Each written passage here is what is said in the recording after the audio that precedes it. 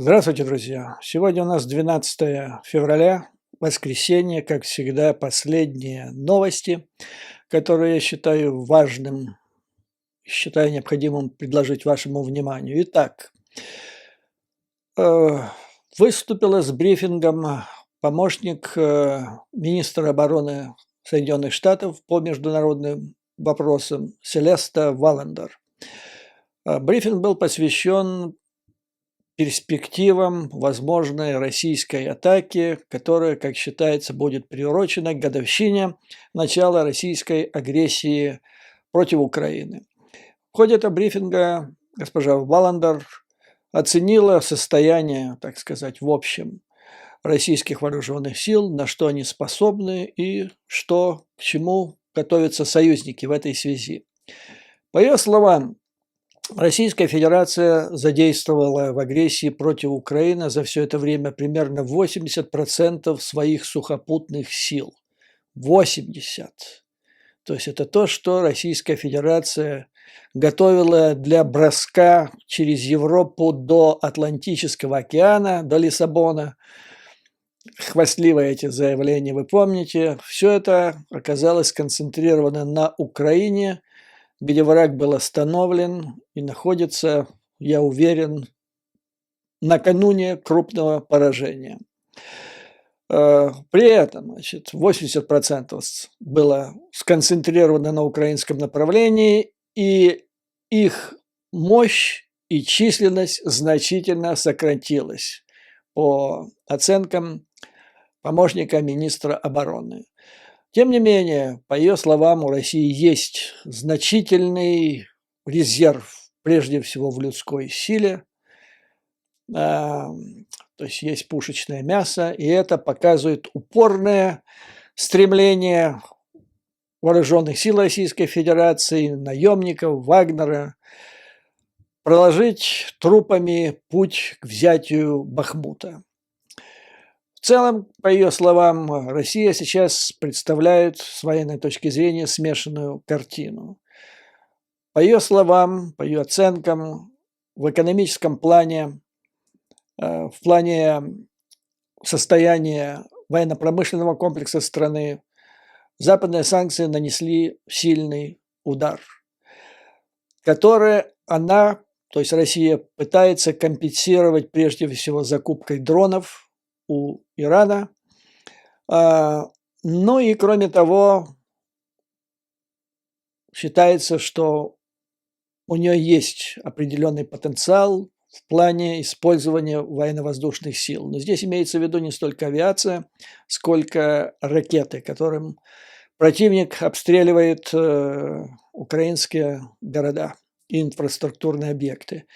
То есть из всего комплекса и всего того, что Россия сейчас вот за время своего рода затишья, если это можно назвать затишьем, или подготовки к новой фазе, к новому наступлению, помощник министра обороны США выделила всего две вещи. То есть приобретение большого количества дронов у Ирана, ну и использование тех ракет, которые у нее еще, у России остались, и которые они еще могут новые производить.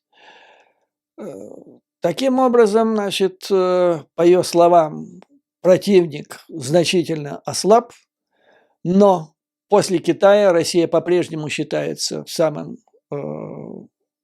крупным противником Соединенных Штатов и НАТО, и в связи с этим НАТО вынуждено пересмотреть в какой-то степени свою стратегию. Для этого этим летом в Вильнюсе будет очень важный съезд представителей стран НАТО, где они рассмотрят новую стратегию. Она будет касаться прежде всего вопросов увеличения численности войск НАТО вдоль восточного фланга и некоторые изменения мест их или стратегии их дислокации. То есть они будут увеличено их количество, и будут они размещены таким образом, чтобы наиболее эффективно ответить на возможные действия Российской Федерации в свете того, что произошло с ее вооруженными силами за последние 12 месяцев, и что в связи с тем, что, как ожидается, с ними будет дальше. В этом же брифинге госпожа Валлендер отметила усилия западных союзников, прежде всего Соединенных Штатов Америки, по ликвидации так называемых узких мест в ВПК, к которым относилось прежде всего производство боеприпасов, и прежде всего для Украины. Было отмечено, что страны НАТО не ожидали, что в 21 веке им придется путем поставок помощи Украине фактически участвовать в войне типа Первой мировой, Второй мировой, и для этого понадобится огромнейшее количество боеприпасов. Но, значит, в этом плане было намечены несколько форсированных программ, которые возглавила заместитель министра обороны Соединенных Штатов Америки Кэтлин Хикс. То есть выделен специальный человек, определен участок ее работы, и она в основном только им занимается. Это очень серьезно, это очень важно, потому что именно таким образом решаются сложные и неотложные проблемы. И по словам Валлендер, в ближайшее же время мы увидим эффект от этих усилий, причем он будет не постепенным, не медленным, а прорывным. То есть в ближайшее время мы будем ожидать значительного увеличения мощностей по производству снарядов, боеприпасов для Украины. То есть речь идет о том, чтобы решить этот вопрос раз и навсегда и в долгосрочном плане. Следующее интересное сообщение сделала газета Financial Times, в которой рассматривается очень интересный вопрос. И, по-моему, он впервые рассматривается в такой плоскости. В статье отмечается, что Запад, страны НАТО фактически вместе с Украиной взяли курс на победу в этой войне, которую Украина ведет против путинской России. Но это часть вопроса, как отмечает Financial Times. Для того, чтобы решить вопрос стратегически, на долгую перспективу, необходимо выиграть и мир. Под этим газета подразумевает следующее. Необходимо после военной победы создать, во-первых, восстановить экономику Украины и сделать ее процветающей в экономическом плане страной. Потому что сейчас, в связи с войной, и прежде всего, страна стала перед лицом страшных экономических проблем. Страна медленно погружается в нищету. И если так будет продолжаться, то есть если не оказать громадной помощи по достижению военной победы, то Украина останется очагом нестабильности. Для стабильной Европы нужна экономически процветающая страна. Ну, здесь говорится в статье, размышляется о том, что можно сделать, там, где взять, нужны огромные суммы. Уже обсуждали, вы помните, различные варианты, вплоть до использования для экономической помощи Украине тех резервов Национального банка РФ, которые были заморожены в Европе, в Соединенных Штатах Америки. Но здесь предлагается новый, я бы сказал, смелый и до сих пор лично для меня неведомый механизм. Оказывается, у стран еврозоны есть до сих пор неиспользованный механизм, они его называют ESM или ESM, Европейский стабилизационный механизм, в распоряжении которого находится порядка 400 миллиардов долларов. И по мнению авторов статьи, по мнению газеты, этот механизм может быть применен для Украины, несмотря на то, что она не является членом Евросоюза. То есть этого, по мнению газеты, достаточно будет для осуществления то, что она называет планом Маршалла 21 века. И с юридической точки зрения этот план может быть применен для Украины. Ну и наблюдаем, это интересная постановка вопроса. Как представляется, украинское правительство, Министерство иностранных дел имеет смысл обратить внимание на эту идею и обсудить ее со своими партнерами на Западе. Ну и третий вопрос, который я хотел с вами обсудить, своего рода эксклюзив,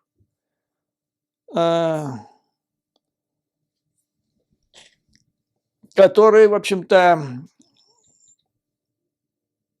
дезавуирует те новости, которые были некоторое время назад освещены в средствах массовой информации, в том числе и американские. Так, например,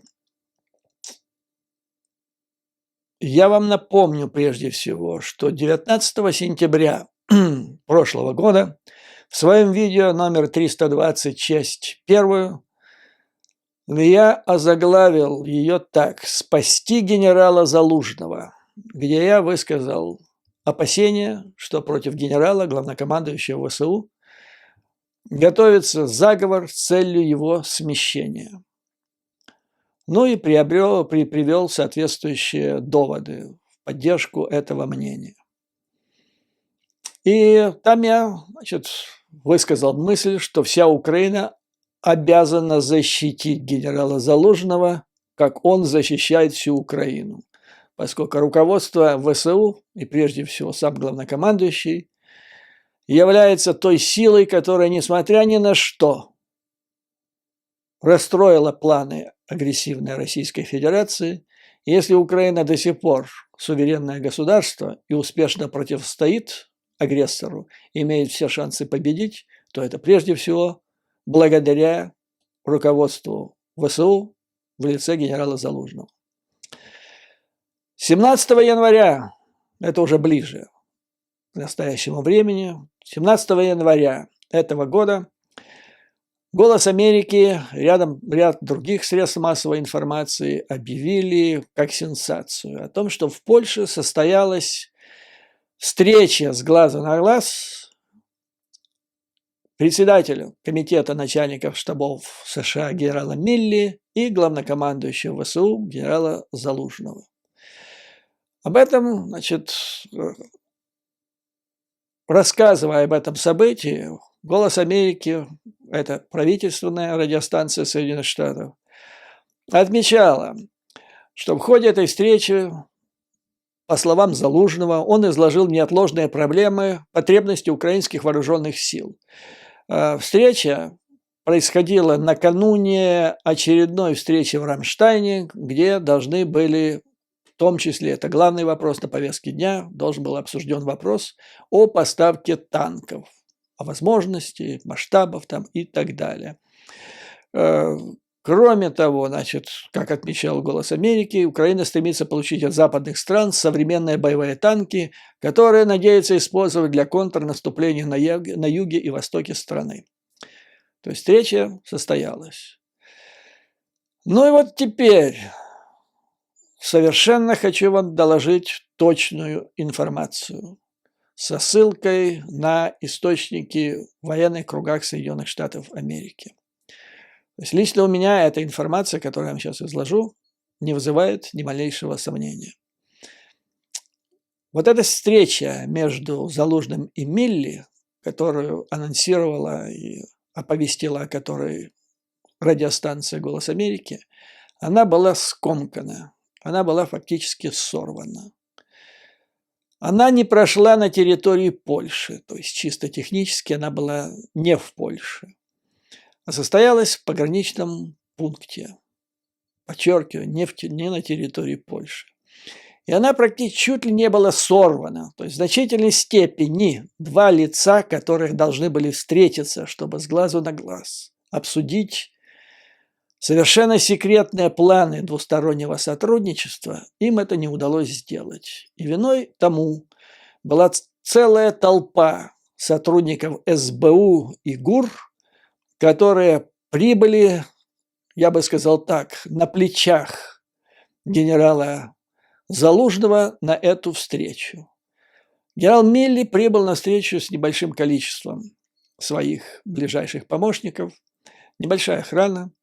Там не было ЦРУшников, там не было представителей военной разведки, то есть РУМО, разведки Пентагона. Там не было сотрудников ФБР, там не было спецслужб. То есть генерал Милли приехал так, как он должен был приезжать.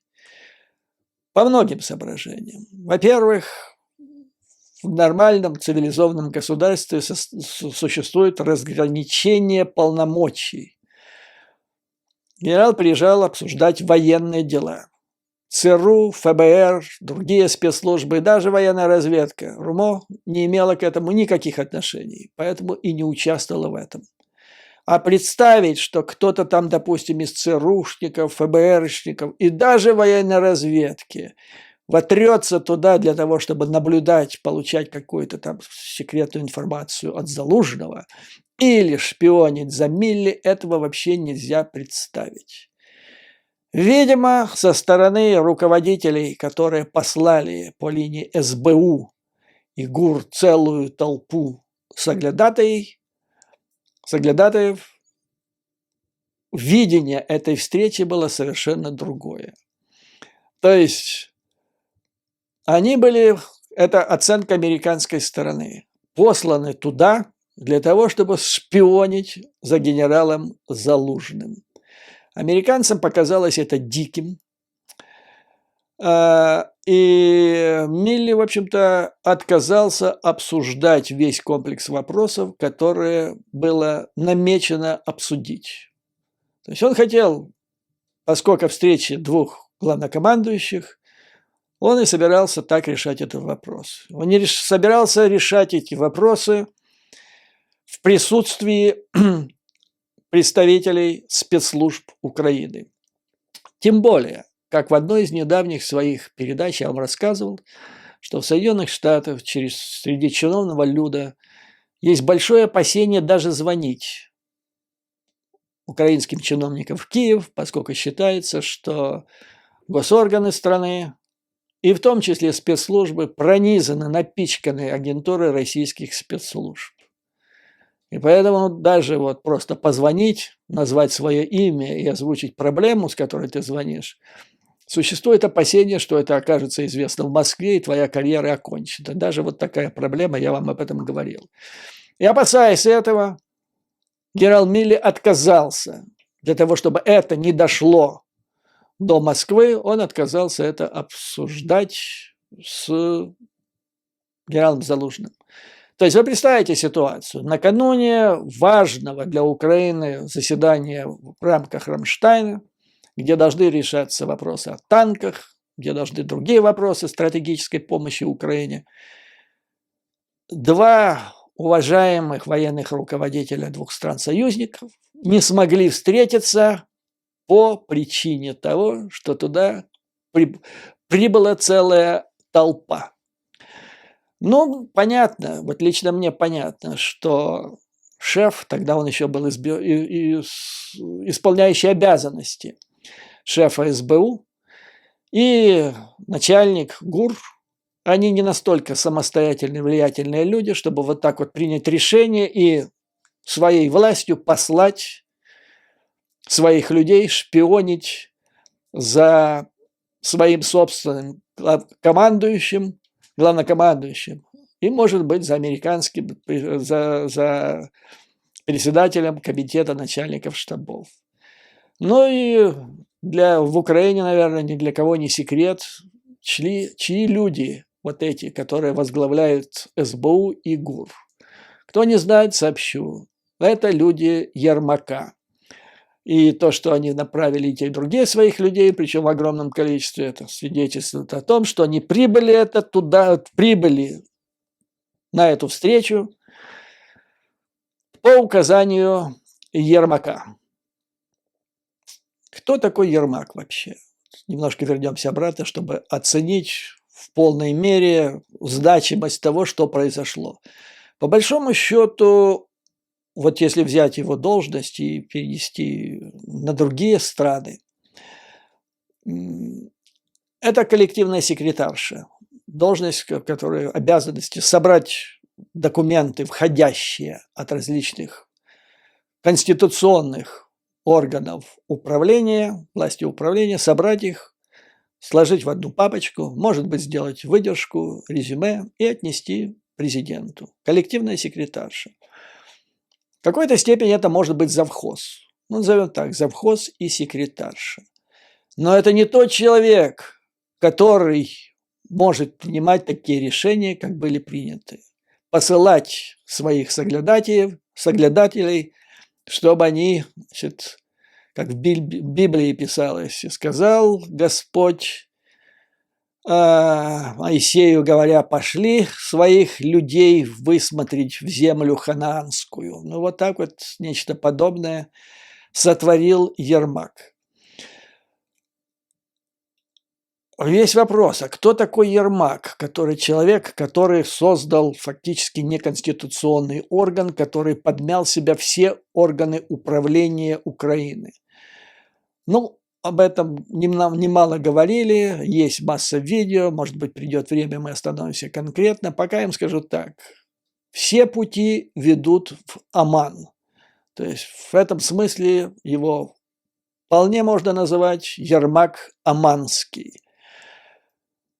До этого, вот как он стал таким всесильным управляющим неконституционным всей Украиной, его весь политический опыт заключался в том, что он 8 лет был внештатным советником спортсмена, члена организованной преступной группировки Савлохова, по совместительству депутата Верховной Рады Эльбруса Тадеева. Вот, собственно говоря, и все.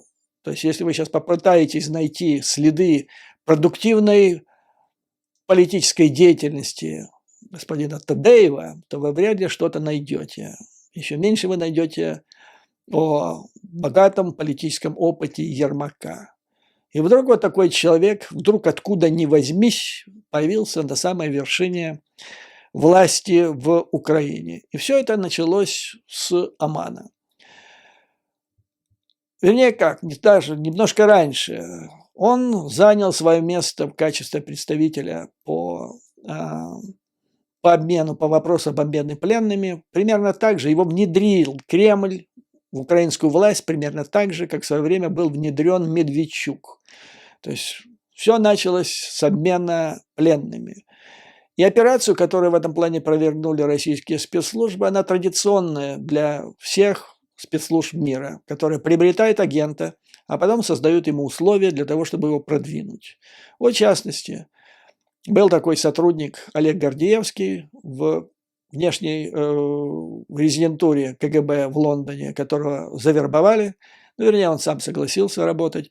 А потом британцы, когда он уже работал в Лондоне, они убирали всех его соперников в резидентуре, которые могли продвинуться на должность резидента. Того засыпят на операции, того просто выдворят, того скомпрометируют, расчищали перед ним путь, и таким образом он продвинулся на должность исполняющего обязанности резидента. Так и тут, начав с обмена пленными, Кремль ради такого дела сделал хороший дил, как говорят американцы, хорошую сделку по обмену пленными, и в мгновение ока, значит, после Амана Ермак стал помощником, вернее, шефом офиса президента. Хотя даже в этой должности он не должен иметь те полномочия, которые он имеет. А имеет он уникальные полномочия, ну, фактически вице-президент, даже больше, чем вице-президент Соединенных Штатов Америки. Он контролирует все силовые структуры, кроме ВСУ, как я понимаю, хотя пытается поставить это под контроль. Он контролирует продажу, торговлю. В общем, везде, где идут деньги, где можно хорошо заработать, там везде Ермак. Там же закупка оружия. И если вы возьмете любой самый крупный скандал в Украине, везде присутствует, везде пути ведут к Ермаку. Начиная от истории с вагнеровцами, кончая сдачу всего юга Украины и разминирование. Это после того, как 12 января приехал директор ЦРУ и по полочкам разложил, где откуда будет наступать Путин в феврале. После этого, значит, фактически был сдан юг Украины. Ну и потом пошло-поехало. Он отвечает за гуманитарку, широкомасштабное воровство. Он отвечает за оружие. Опять там проблемы. Так или иначе, но они там присутствуют. Сейчас вот новое о закупке патронов в Чехии. Скоро об этом, да, станет широко известно. Ну и, наконец, Министерство обороны, последние золотые яйца. В общем, кругом он. И где вот происходила дискредитация власти, везде пути или ниточки эти все вели к Ермаку. Есть, пожалуй, единственная структура, которая ему не подчиняется. И на этой структуре сейчас держится вся безопасность, весь суверенитет Украины. Это ВСУ. И попытки поставить под контроль или проникнуть туда в целью получения информации – это самая заветная мечта Кремля. Я вам напомню, что уже вот просто вспомните историю с вагнеровцами. То есть мы уже имеем опыт, и мы знаем ситуации, когда совершенно секретная информация, даже я бы сказал особой важности, которая становилась известной Ермаку, в конце концов оказывалась известной противнику, и в конце концов происходил провал. В этой связи, вот, когда я получил вот эту информацию о этой встрече, не состоявшейся в Польше, фактически скомканной встрече, я опять вспомнил о вагнеровцев. То есть, с моей точки зрения, это была попытка Ермака послать своих соглядателей для того, чтобы получить информацию, а что там происходит.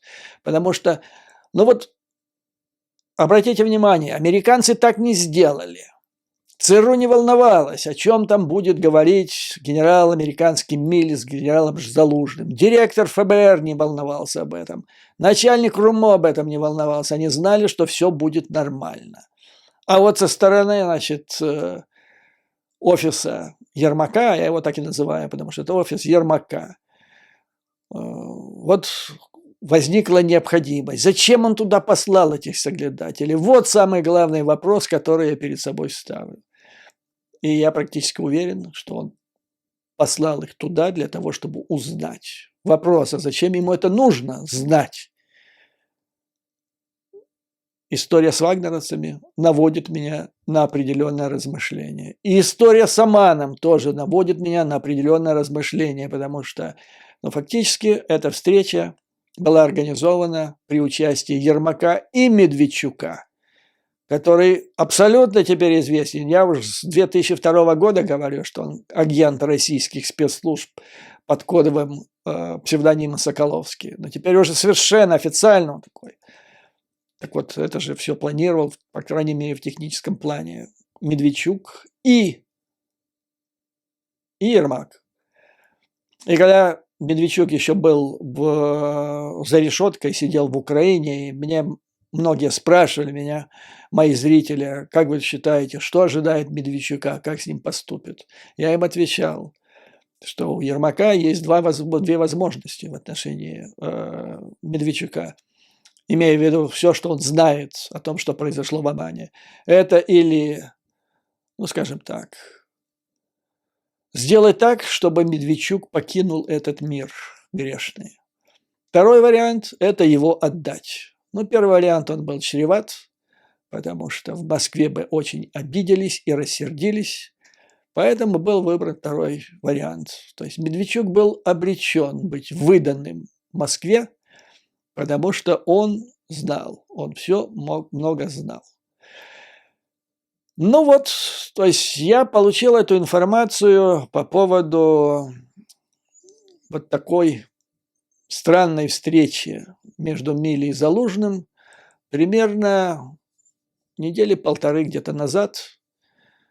Так, придерживал ее Ну вот сегодня мое внимание одна из моих читательниц в Фейсбуке привлекла к сообщению. Сообщению, которое одновременно появилось в телеграм-канале главнокомандующего Залужного и также на сайте «Президент Украины». Речь идет о том, что 2 февраля состоялся телефонный разговор, в котором приняли участие с американской стороны генерал Милли и Салливан, помощник по национальной безопасности. С украинской стороны присутствовал главнокомандующий Залужный и Ермак. Я понимаю, почему там присутствовал Милли и Залужный. Я понимаю, могу допустить, почему там присутствовал Салливан. Но я никак не могу понять, что там делал Ермак. Там по протоколу должен был присутствовать помощник президента Украины по нацбезопасности или шеф Совета национальной безопасности и обороны Данилов. Но почему там был коллективная секретарша и завхоз? Вот это мне совершенно непонятно. Меня привлекло внимание также некоторое расхождение в отчетах о этой встрече, вернее, об этих переговорах, которые были опубликованы на сайте Залужного и на сайте президента Украины. Первые 2 абзаца одинаковые. Речь идет о том, что состоялась эта телефонная встреча, где присутствовал Ермак, это пишет главнокомандующий. Ермак, затем главнокомандующий Залужный, там же Джейк с американской стороны Салливан и Милли. И что там делалось, что происходило на этой встрече? Состоялся обмен мнениями касательно характера действия врага в краткосрочной перспективе. То есть обсуждали, что враг Россия в краткосрочной перспективе собирается делать. Но там не было сказано ни слова, что обсуждались планы ВСУ. ВСУ. И это очень важно. Потому что Милли опять, имея в виду, что там сидит не тот, кто там положено ему там сидеть, а странный человек по фамилии Ермак, Милли опять, как и во время предполагаемой встречи якобы в Польше, он не стал обсуждать эти вопросы.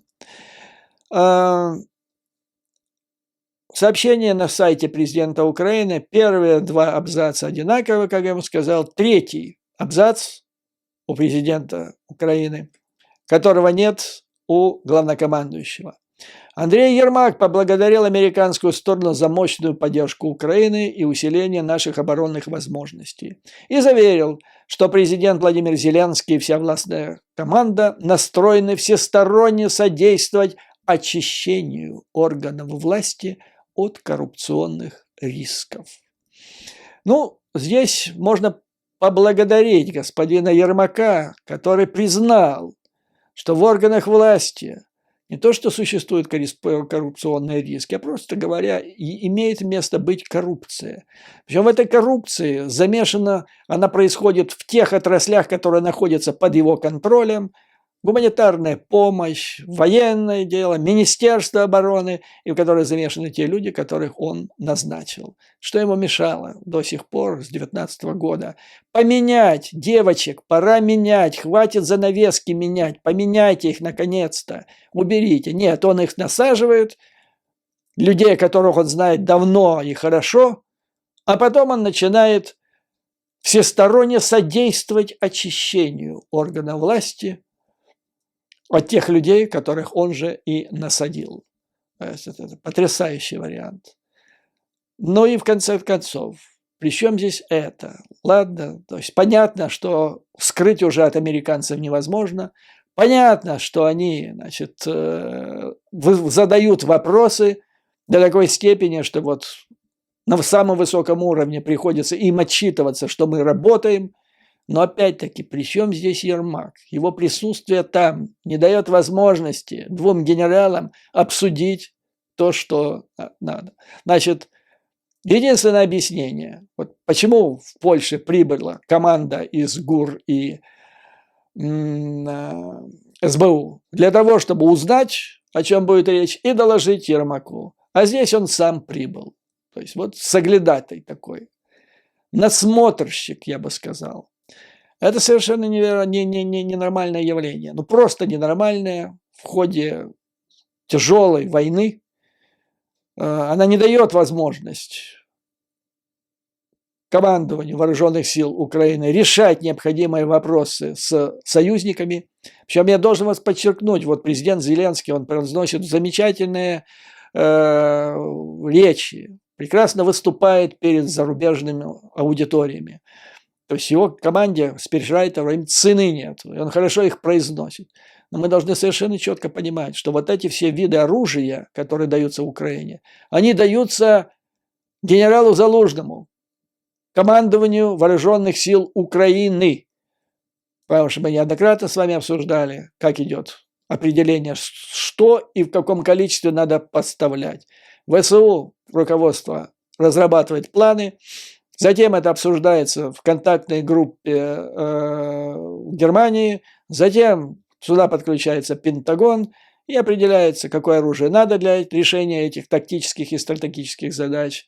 Формируется пакет помощи, его сумма, она утверждается, и все, пошли-поехали.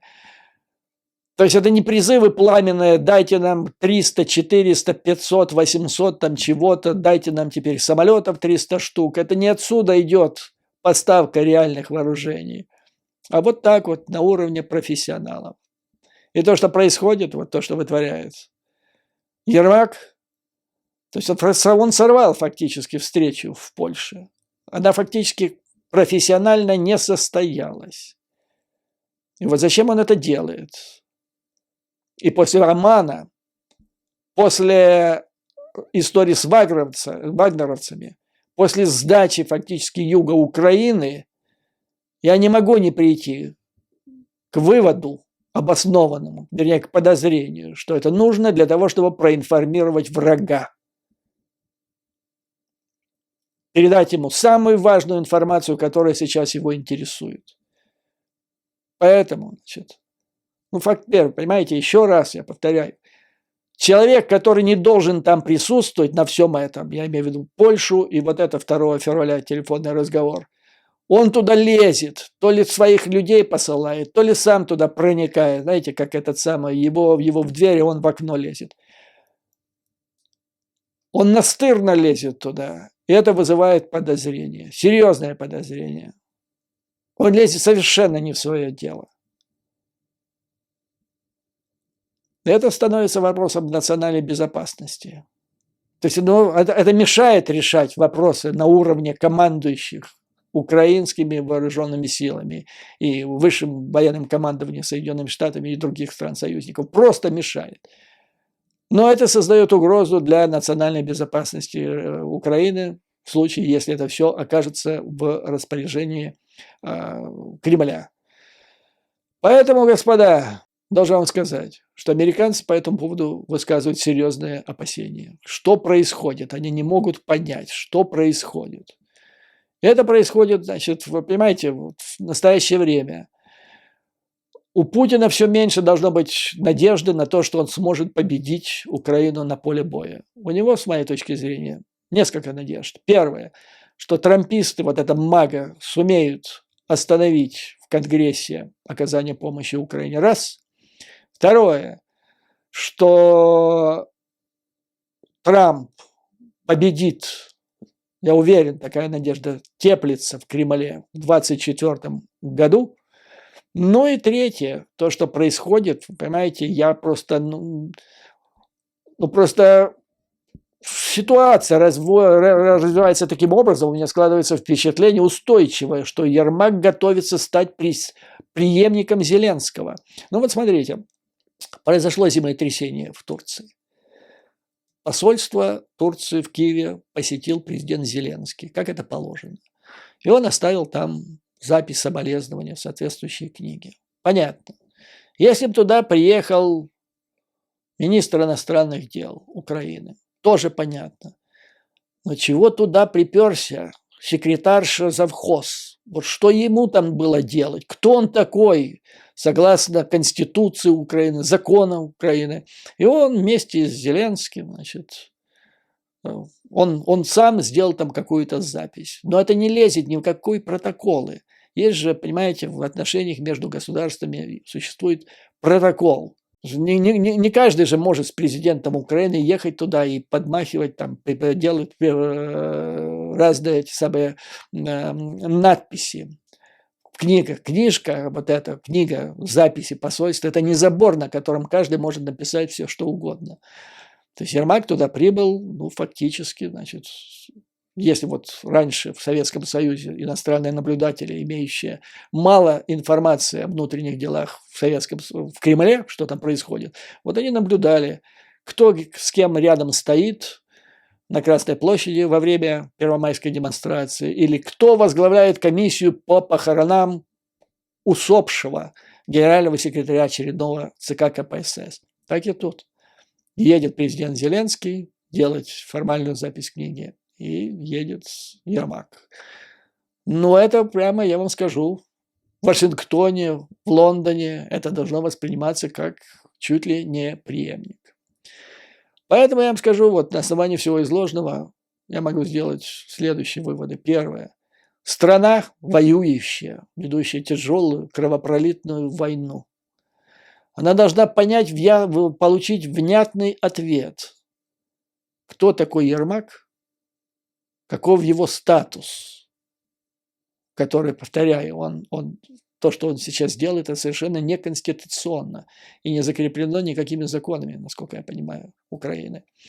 Почему он фактически руководит государством в самый сложный период его истории, когда вообще решается судьба этого государства? То есть он возник как черт из табакерки в результате обмана, и теперь вот заправляет. Что хочу, то и ворочу. Дальше. Ермака и его агентов, их нельзя допускать к военной тайне, к тем планам, которые, значит, разрабатывают вооруженные силы Украины. Я вижу, слава богу, вот что касается переговоров 2 февраля, тут написано, что речь шла о возможных действиях врага. Здесь ничего не говорится, что обсуждались вопросы о возможных действиях вооруженных сил Украины. И слава богу, потому что находился там посторонний. И главное, единственный посторонний там это Ермак. Нельзя координировать действия союзниками, а это необходимо делать вот в условиях такого недоверия. Ну и, наконец, я считаю, что в складывающихся условиях, то есть фактически проводится шпионская операция в Украине против главнокомандующего, руководителя вооруженных сил Украины, за которым ходят соглядатые и шпионы за каждым его шагом. Поэтому, господа, я хочу еще раз призвать, вот я сделал это в сентябре прошлого года и хочу повторить это еще раз. Значит, руководство ВСУ, генерал Залужный, это то, на чем сейчас держится безопасность, суверенитет Украины. Нужно оказать им всевозможную, всяческую поддержку с тем, чтобы скажем так, маргинальных элементов, которые дорвались до власти в Киеве, не возникло никаких нехороших поползновений. Потому что если генерал Залужный, на котором держится безопасность страны, которому верят западные союзники, которому дают оружие, это ему дают это оружие, если он будет устранен от власти, то страна пропала. Я вам говорю это со всей ответственностью. Вот на этом, господа, позвольте закончить это видео. И несмотря на все, слава Украине и вооруженным силам, враг будет ими разгромлен. Победа будет за нами. Мордор, как ранее Карфаген, будет разрушен. А вам, дорогие друзья, выдержки, мужества, сплоченности. Еще раз призываю объединиться между настоящими лидерами Украины, коим является командование Вооруженных сил Украины. До новых скорых встреч!